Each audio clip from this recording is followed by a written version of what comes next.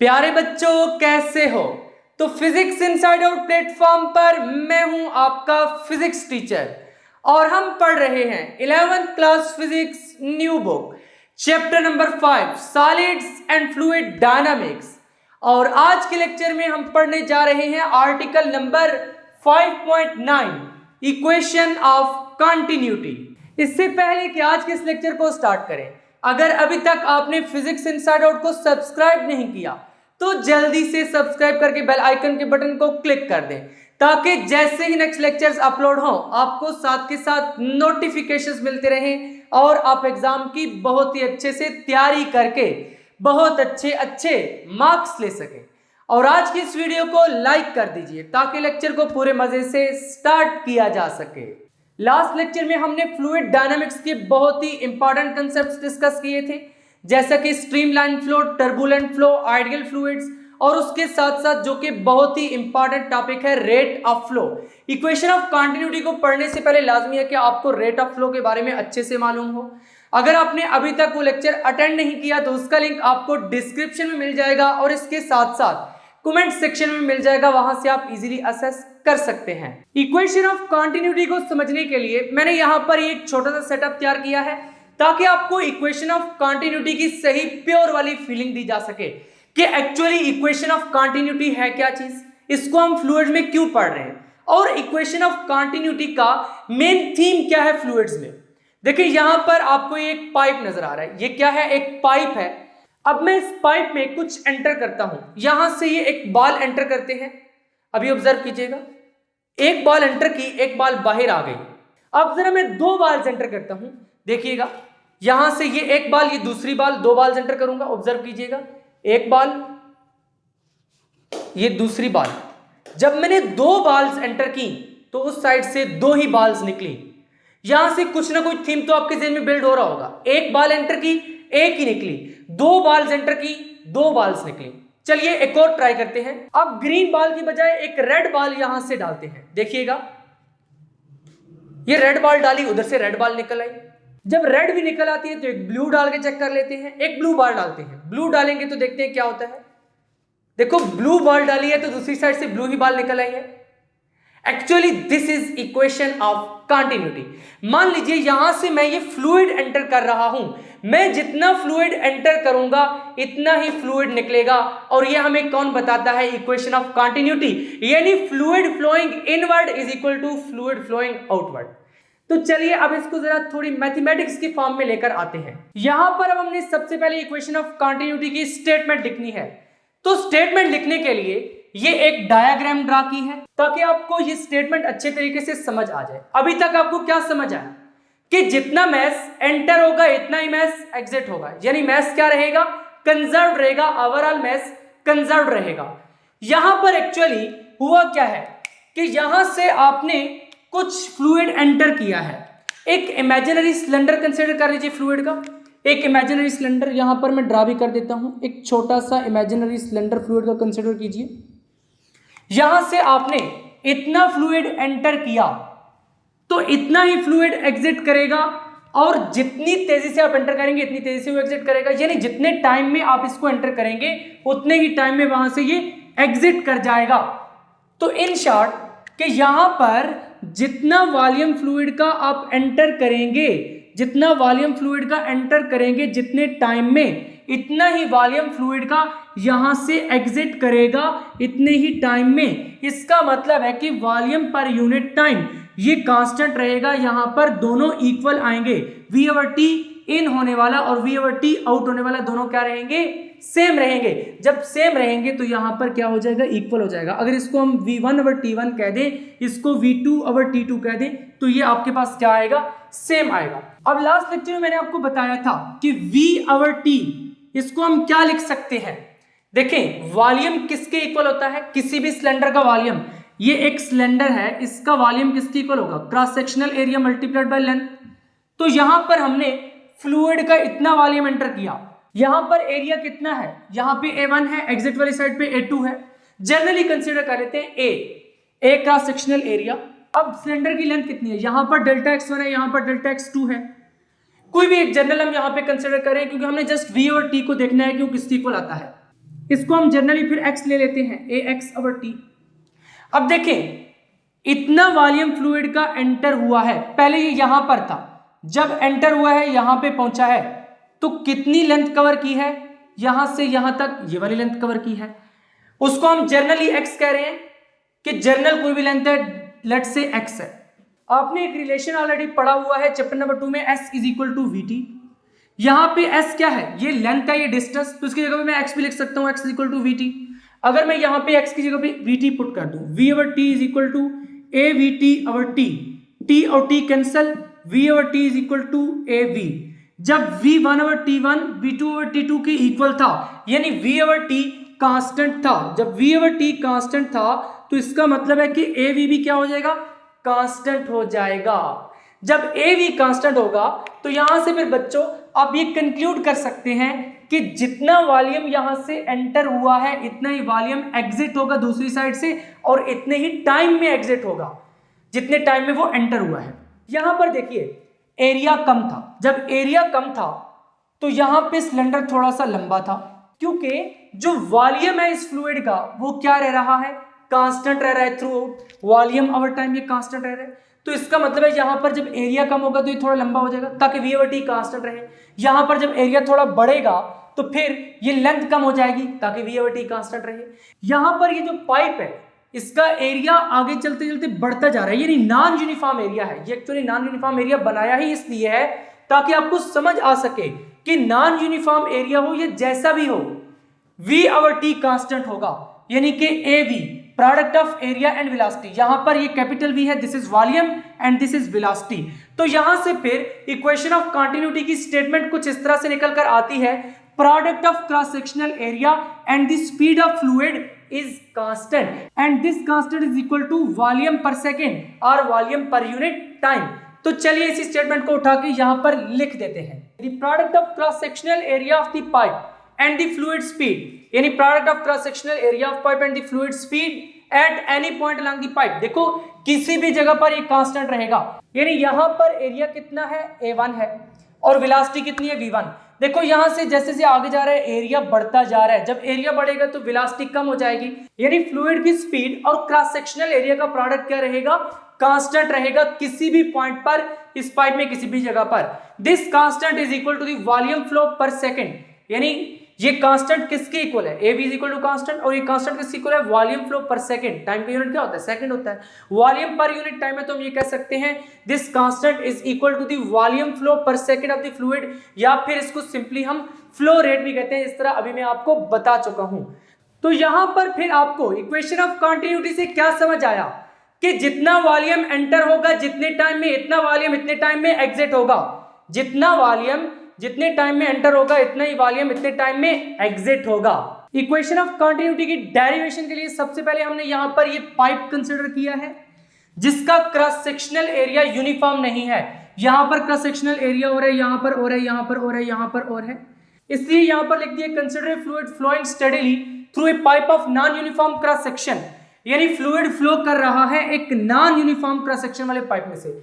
यहां पर अब आप ये भी लिख सकते हैं non uniform size, consider fluid flowing, यानी एक फ्लूइड क्या कर रहा है, फ्लो कर रहा है एक ऐसे पाइप में से जिसका क्रॉस सेक्शनल एरिया यूनिफॉर्म नहीं है, इससे हमने लिख दिया non uniform cross section area. Let the lower end of pipe have area, कि जो लोअर एंड है इसका एरिया A1 है, and upper and have area A2, और अपर एंड ये वाला जो एंड है इसका एरिया A2 है। अब एक्चुअली यहां पर हमने करना क्या है, सबसे पहले हम लोअर एंड पे जितना मैस ऑफ फ्लूइड एंटर हुआ है वो फाइंड करेंगे, फिर जितना मैस ऑफ फ्लूइड यहां से एग्जिट हुआ है वो फाइंड करेंगे।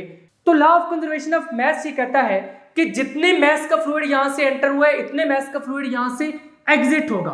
अब यहां पर मैंने आपको ये जो सेटअप दिखाया था इसमें एक्चुअली मैंने क्या गेम की हुई है, यहां पर अगर आप ऑब्जर्व करें तो इसमें ये सारी बाल्स हैं, 1 2 3 4 5 6 7 8 बाल्स हैं। अब एक्चुअली जब यहां से मैं एक बाल एंटर करता था उधर से एक बाल निकल जाती थी, तो यहां पर क्या है 1 2 3 4 5 6 7 8, फिर भी 8 ही बाल्स हैं। अगर यहां से मैं 2 बाल्स एंटर करता था तो उस साइड से 2 ही बाल्स बाहर निकल जाती थी। यहां से ऑब्जर्व कीजिएगा, वहां से 2 ही बाल्स क्या कर रही हैं, बाहर निकल गई हैं।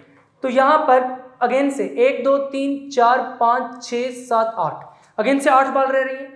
यानी जो टोटल नंबर ऑफ बाल्स है वो कंजर्व रह रही है। तो यहां पर भी हम ये कह सकते हैं कि total mass of fluid conserve रह रहा है। तो इसका मतलब है कि यहां पर फिर law of conservation of mass apply हो रहा है कि जितने मास का फ्लूइड एंटर हो रहा है इतने ही मास का फ्लूइड एग्जिट हो रहा है।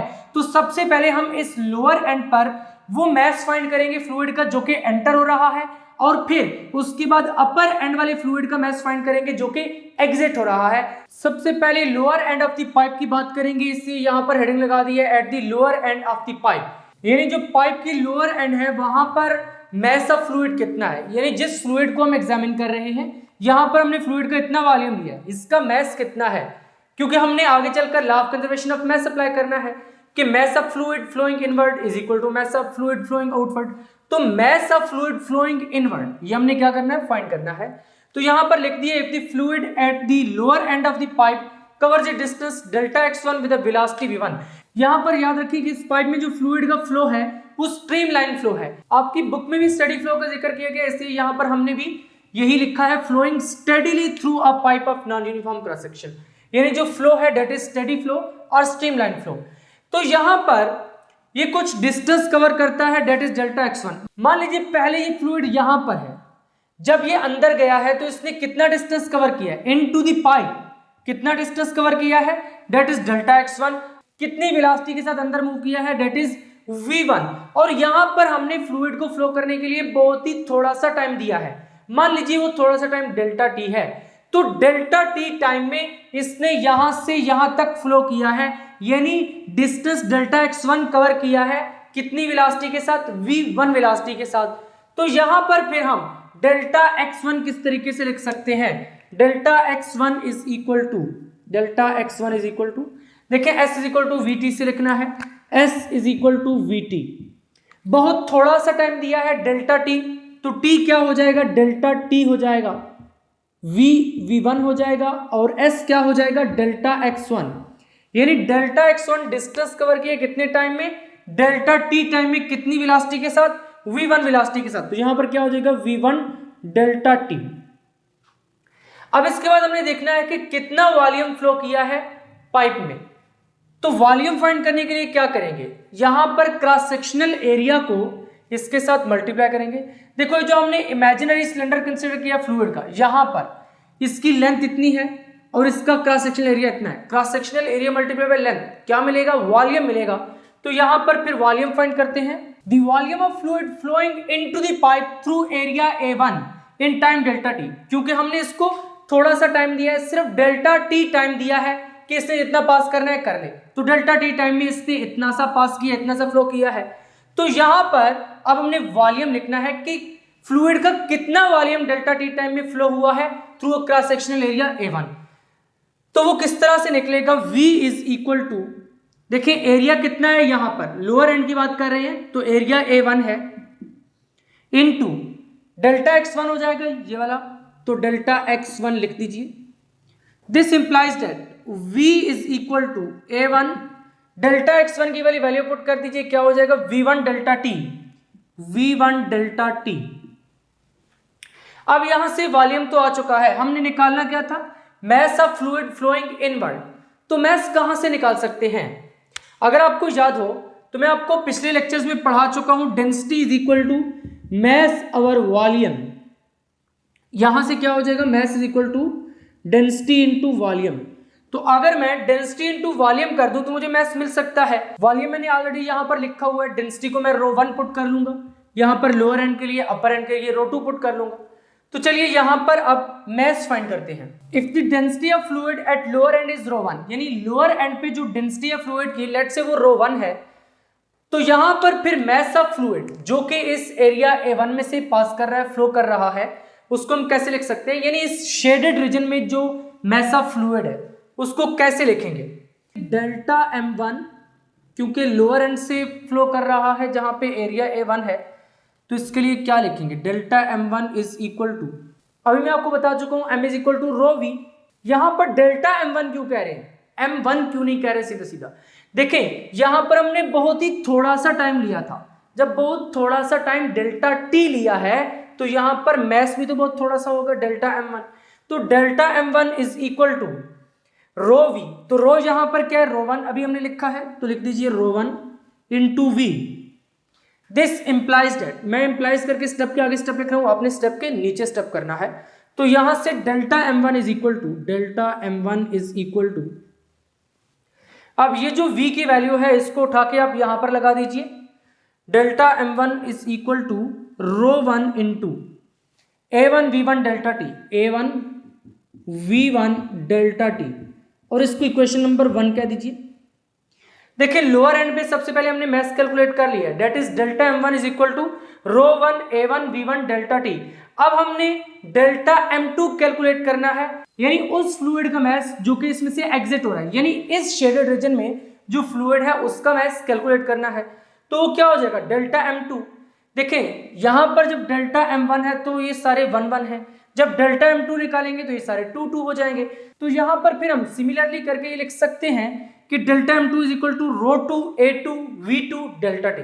तो चलिए लिखते हैं, नेक्स्ट हेडिंग यहां पर लगा दी है at the upper end of the pipe, यानी पाइप की अपर एंड पर। देखिए लोअर एंड के लिए तो हमने लिख लिया है कि मैस ऑफ फ्लूइड कितना था, अब अपर एंड के लिए लिखना है if the density of the fluid at the upper end is rho two. देखिए लोअर एंड पे हमने डेंसिटी क्या ली थी, रो वन ली थी, यहां पर अपर एंड पे इस शेडेड रीजन में जो फ्लूइड प्रेजेंट है लेट्स से उसकी डेंसिटी रो टू है। तो rho two density of fluid की, उस केस में जो mass of fluid flowing outward through area A2, यानी इस शेडेड रीजन में जो फ्लूइड प्रेजेंट है उसका जो मैस होगा, यानी कि mass of fluid flowing out through area A2, इस एरिया A2 में से जो फ्लूइड आउटवर्ड फ्लो कर रहा है इन the same time delta T, यानी टाइम जो यहां पर था डेल्टा टी, टाइम वहां पर भी वही है डेल्टा टी, यानी हमने इसको बहुत ही स्मॉल इंटरवल ऑफ टाइम दिया था कि इतने टाइम में जितने फ्लूइड ने मूव करना है कर ले, तो उस डेल्टा टी इंटरवल के लिए हम लिख रहे हैं। जैसे अभी हमने लिखा था delta M one is equal to rho one A one V one delta T, इसी तरह डेल्टा एम टू लिख दिया है rho two A two V two delta T, just यहाँ पर 1 की जगह पे 2 2 कर दिया है। अब यहाँ पे V2 क्या है, it is the velocity of fluid flowing through area A2, यानी जब वो एरिया A2 से फ्लो कर रहा है उस वक्त उसकी जो वेलोसिटी है दैट इज V2। किसी भी इक्वेशन में जो भी टर्म्स आती है वो लाजमी तौर पर आपने यहाँ पर एक्सप्लेन करनी होती है, ये टर्म्स हमने ऑलरेडी ऊपर एक्सप्लेन कर दी है, V2 रह गई थी, इसी V2 के बारे में हमने नीचे बता दिया, where V2 is the velocity of fluid flowing through area A2। अब यहाँ पर एक्चुअली हमने ये क्या कैलकुलेट किया है कि यहाँ पे जो fluid per unit time move कर रहा है इनवर्ड उसका मैस और जो आउटवर्ड मूव कर रहा है उसका मैस, ये दोनों हमने कैलकुलेट करी है, delta M one delta M two. और अभी पहले मैं आपको बता चुका हूँ कि law of conservation of mass के मुताबिक delta M one delta M two ये दोनों एक दूसरे की इक्वल होंगे। तो यहाँ पर अब इक्वेशन नंबर 1 और इक्वेशन नंबर 2 को इक्वल रख देते हैं, delta M one is equal to delta M two करके।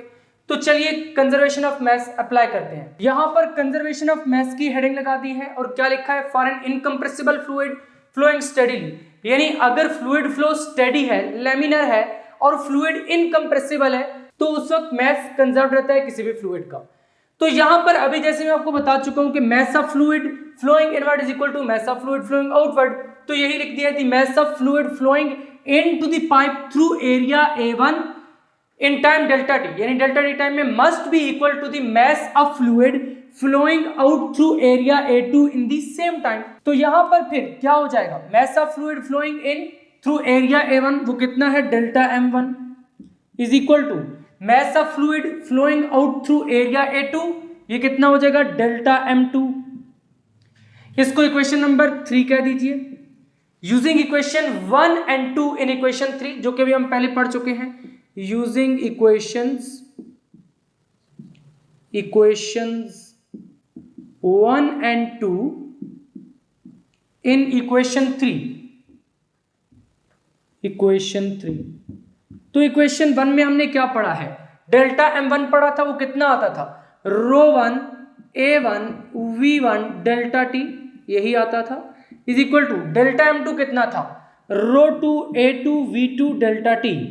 अब यहां पर देखें अगर हम दोनों साइड्स पर डेल्टा टी से डिवाइड कर दें तो डेल्टा टी और डेल्टा टी कैंसिल हो सकता है, तो किस तरह से लिखेंगे, dividing both sides by delta T, तो डेल्टा टी से डिवाइड करेंगे तो क्या हो जाएगा, रो वन A1 V1, देखिए यहां पर डेल्टा टी है, नीचे जब डेल्टा टी से डिवाइड करेंगे वो वाला डेल्टा टी और ये वाला डेल्टा टी दोनों मिलकर कैंसिल हो जाएंगे, दिस इज इक्वल टू, यहां पर भी इसी तरह से होगा, रो टू A2 V2 बाकी रह जाएगा।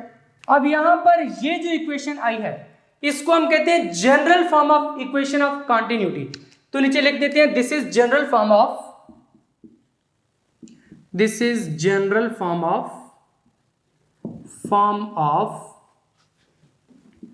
Equation of continuity. तो यहां पर इस इक्वेशन को आप एक नंबर भी दे दें, इसको इक्वेशन नंबर 4 कह देते हैं। तो फिर यहां पे आपको जनरल फॉर्म तो मिल चुकी है इक्वेशन ऑफ कंटिन्यूटी की। अभी हमने एक केस लिया है कि इनकंप्रेसिबल फ्लूइड है। यहां पर अगर इनकंप्रेसिबल फ्लूइड होगा तो फिर क्या होना चाहिए, फिर होना इस तरह से चाहिए कि डेंसिटी कांस्टेंट रहनी चाहिए, density is equal to mass over volume. देखो अगर फ्लूइड इनकंप्रेसिबल है उसको कंप्रेस नहीं किया जा सकता, जब कंप्रेस नहीं किया जा सकता तो वॉल्यूम नहीं चेंज किया जा सकता, जब वॉल्यूम नहीं चेंज किया जा सकता वॉल्यूम फिक्स्ड हो जाएगा, मास तो ऑलरेडी कंजर्व्ड है। तो यहां पर जब ये दोनों फिक्स्ड हैं तो यहां पे डेंसिटी क्या हो जाएगी, एक कांस्टेंट हो जाएगी किसी भी इनकंप्रेसिबल फ्लूइड के लिए। आइडियल फ्लूइड वाले लेक्चर में मैंने आपको यही बताया था कि डेंसिटी आइडियल फ्लूइड्स की कांस्टेंट होती है क्योंकि वो इनकंप्रेसिबल होते हैं। इसका मतलब है जो भी फ्लूइड इनकंप्रेसिबल होगा उसकी डेंसिटी क्या हो जाएगी, कांस्टेंट हो जाएगी। जब डेंसिटी कांस्टेंट होगी तो फिर मैं ये कह सकता हूं कि ρ1 इज इक्वल टू ρ2 है। ρ1 और ρ2 इक्वल है तो इनको सेपरेटली ρ के इक्वल कर देते हैं। तो फिर यहां पे एक और हेडिंग बना लेंगे for an incompressible fluid. Incompressible fluid के लिए क्या हो जाएगा, ρ1 और ρ2 इक्वल हो जाएंगे ρ के। तो फिर यहां पर हम ρ1 की जगह पर भी ρ पुट कर देंगे, ρ2 की जगह पर भी ρ पुट कर देंगे। तो चलिए जरा करते हैं। यहां पर हेडिंग लगा दी है फॉर एन इनकंप्रेसिबल फ्लूइड। अगर फ्लूइड इनकंप्रेसिबल होगा तो डेंसिटी क्या रहेगी, कांस्टेंट रहेगी, जैसे भी मैंने आपको यहां पर बताया है ρ1 is equal to ρ2 is equal to ρ। तो इस केस में जो इक्वेशन नंबर 4 है वो क्या बन जाएगी, इक्वेशन नंबर 4 क्या थी, ρ1 a1 v1 is equal to ρ2 a2 v2। ρ1 की जगह पे भी ρ पुट कर दिया, ρ2 की जगह पर भी ρ पुट कर दिया है। तो यहां से अगर हम दोनों साइड्स पर ρ से डिवाइड कर दें, डिवाइडिंग बोथ साइड्स बाय ρ। देखिए डेंसिटी का सिंबल है, इसको हम ρ पढ़ते हैं। तो जब दोनों साइड्स पर ρ से डिवाइड करेंगे तो क्या हो जाएगा, a1 v1 is equal to a2 v2। तो यहां से फाइनली ये इक्वेशन निकल कर आती है जो कि मैंने आपको लेक्चर के स्टार्ट में बताई थी, that is equation of continuity. यहां पर आप देख रहे हैं कि product of cross section area multiplied by speed of fluid जो कि लोअर एंड पर है दैट इज a1 v1 और नेक्स्ट क्या है अपर एंड वाली दैट इज a2 v2। तो ये दोनों जब इक्वल हैं तो हम ये कह सकते हैं कि av is equal to constant. जब लोअर एंड और अपर एंड इनवर्ड आउटवर्ड दोनों सेम है तो इट्स मीन कि यहां पर ये कांस्टेंट है, चेंज ही नहीं हुआ। इक्वल का मतलब यह है कि जैसे यहां पर था वैसे ही यहां पर है, यानी कोई चेंज नहीं आया। जब प्रोडक्ट में कोई चेंज नहीं आया तो हम ये कह सकते हैं कि the product of cross sectional area and speed of the fluid flow is constant. तो यहां पर फिर इस इक्वेशन की फिजिकल सिग्निफिकेंस में यही लिख देते हैं। इक्वेशन 5 शोज दैट, यानी ये वाली जो इक्वेशन है ये क्या शो कर रही है, देखें AV ये क्या होता है, rate of flow. Last lecture में आपको बता चुका हूं, rate of fluid flow inward is equal to rate of fluid flow outward. तो ये इक्वेशन यही बता रही है, इसलिए हमने लिख दिया equation 5 shows that in a steady flow of an incompressible fluid. क्योंकि यहां पर हमने फ्लूइड कौन सा कहा है, इनकंप्रेसिबल फ्लूइड, क्योंकि डेंसिटी क्या है ρ1 इज इक्वल टू ρ2। तो अगर इनकंप्रेसिव फ्लूइड स्टेडीली फ्लो करेगा तो उस केस में rate of fluid flow inward is equal to rate of fluid flow outward हो जाएगा। और ये वाली जो इक्वेशन है ये हमने कैसे निकाली है, law of conservation of mass से, यानी delta m1 is equal to delta m2 करके। तो इसका मतलब है कि ये वाली जो इक्वेशन है ये वेरीफाई करती है law of conservation of mass को for fluid flowing through pipe, कि ऐसा फ्लूइड जो कि इनकंप्रेसिबल हो और स्टेडीली फ्लो कर रहा हो किसी भी क्रॉस सेक्शन एरिया वाले पाइप में से, तो उसके लिए लॉ ऑफ कंजर्वेशन ऑफ मास क्या करता है, होल्ड करता है। तो यहां पर इक्वेशन ऑफ कंटिन्यूटी वाला आर्टिकल एंड होता है। अब आपकी बुक में एक आर्टिकल नंबर 5.10 दिया गया है, वो भी इसी इक्वेशन से रिलेटेड है, तो चलिए उसको देखते हैं। आर्टिकल नंबर 5.10 है increase in flow velocity. Generally flow velocity किस तरह से इंक्रीज करती है, यानी अगर एक पाइप में से फ्लूइड फ्लो कर रहा हो, मान लीजिए वाटर है, अगर वाटर एक पाइप में से फ्लो कर रहा है तो जब पाइप को आप स्क्वीज करते हैं तो वाटर की स्पीड तेज हो जाती है। अगर आप मोटरसाइकिल वगैरह या कार वगैरह को वॉश कर रहे हो तो वहां पर आप क्या करते हैं, पाइप को आगे से दबाते हैं। जब दबाते हैं तो वहां से जो वेलोसिटी है वो इंक्रीज करती है। तो यहां पर फिर हम ये कह सकते हैं कि जब पाइप का क्रॉस सेक्शनल एरिया कम होगा, देखो यहां पर अगर ये पाइप है तो उसको आप थोड़ा सा दबाते हैं, इसकी वजह से यहां से जो वेलोसिटी है वो क्या कर जाती है, इंक्रीज कर जाती है। ये सारी रफ साइड है। वेलोसिटी क्यों इंक्रीज की है, क्योंकि यहां पर एरिया क्या हुआ है, कम हुआ है। तो यहां पर हमने ये लिख दिया, we can increase the velocity of water in a rubber pipe, कि एक रबर पाइप है जो कि हम नॉर्मली घरों में यूज करते हैं, उसमें से वाटर की वेलोसिटी को इंक्रीज किया जा सकता है बाय स्क्वीजिंग इट, उसको दबाकर। When we squeeze the pipe, जब हम पाइप को स्क्वीज करते हैं यानी इस तरह से प्रेस करते हैं, the cross sectional area through which water flows become smaller, तो यहां पर ये जो क्रॉस सेक्शनल एरिया है ये स्मॉल हो जाता है और वाटर फिर ज्यादा वेलोसिटी के साथ निकलना शुरू कर देता है, ज्यादा स्पीड के साथ निकलना शुरू कर देता है। According to equation of continuity, देखिए अभी हमने इक्वेशन ऑफ कंटिन्यूटी पढ़ी है। अब अगर एरिया डिक्रीज किया है, यहां पर देखो हमने इसकी वेलोसिटी को बढ़ाना था, increase in flow velocity, flow velocity क्या करना था, इंक्रीज करना था, इसलिए हमने इसको यहां से दबाया। जब दबाया तो एरिया क्या हुआ, कम हुआ। पहले एरिया क्या था, A1 था, जब हमने इसको प्रेस किया एरिया चेंज हुआ, तो फिर एरिया कितना हो गया, A2 हो गया। तो यहां पर इसका मतलब है कि A2 फिर क्या हो जाएगा, कम हो जाएगा A1 से। A2 क्या हो जाएगा, कम हो जाएगा A1 से। यहां पर फिर हम लिख देंगे if A2 is less than A1, अगर A2 A1 से छोटा होगा तो इस केस में क्या होगा, कमा देन।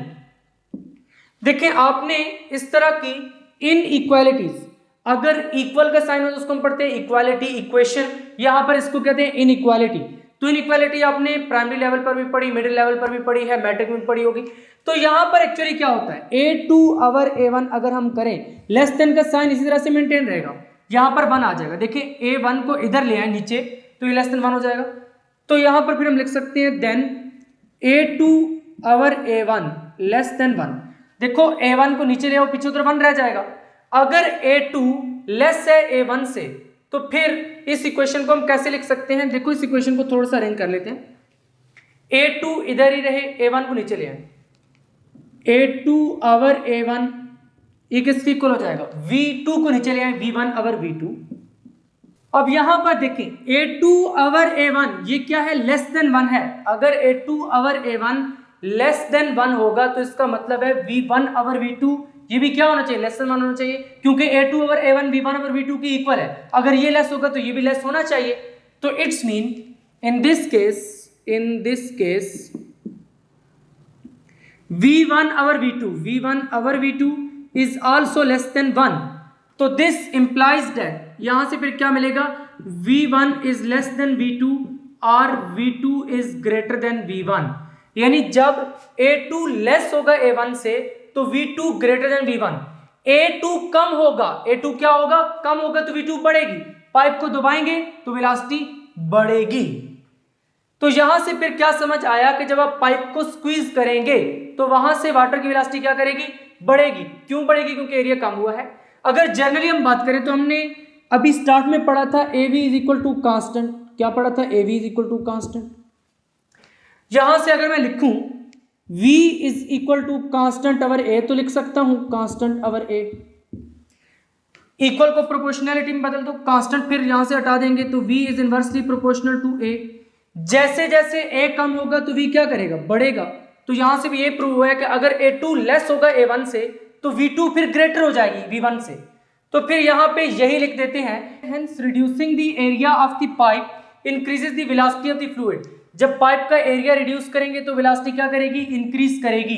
एरिया रिड्यूस करेंगे वेलोसिटी इंक्रीज करेगी। So the rate of flow remains constant. देखो यहां पर रेट ऑफ फ्लो क्या होता है, इज इक्वल टू AV।